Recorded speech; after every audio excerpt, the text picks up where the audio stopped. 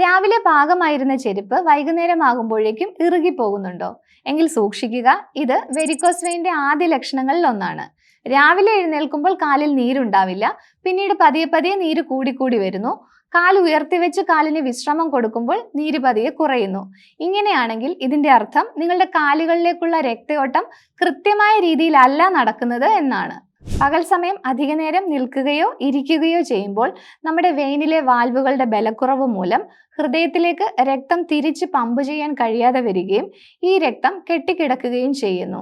ഈ കെട്ടിക്കിടക്കുന്ന രക്തം രക്തക്കുഴലുകൾക്കുള്ളിൽ മർദ്ദം ഉണ്ടാക്കുകയും ഈ മർദ്ദം കാരണം ബ്ലഡിലെ ഫ്ലൂയിഡ് തൊട്ടടുത്തുള്ള കോശങ്ങളിലേക്ക് ലീക്ക് ആവുകയും ചെയ്യുന്നു.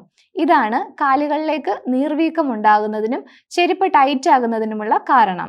ഇങ്ങനെ രക്തം കെട്ടിക്കിടന്ന് വെയിനുകൾ തടിക്കുന്നതാണ് പിന്നീട് പുറത്തേക്ക് കാണുന്ന വെരിക്കോസ് വെയിനുകളായി മാറുന്നത്. കൂടാതെ കാലിന് കഴപ്പും വേദനയും ഭാരക്കൂടുതലും അനുഭവപ്പെടാറുണ്ട്. ഇത്തരത്തിൽ സങ്കീർണതകളിലേക്ക് വെരിക്കോസ് വെയിൻ മാറുന്നതിന് മുൻപായി ഫലപ്രദമായ രീതിയിൽ ചികിത്സിക്കേണ്ടത് അത്യാവശ്യമാണ്. കാലിലെ രക്തയോട്ടം മെച്ചപ്പെടുത്തുന്നതിനും നീർവീക്കവും വേദനയും കുറയ്ക്കുന്നതിനുമായുള്ള ഫലപ്രദമായ ചികിത്സകൾ ഹെർബലി ടച്ച് ആയുർവേദ ഹോസ്പിറ്റലിൽ ലഭ്യമാണ്.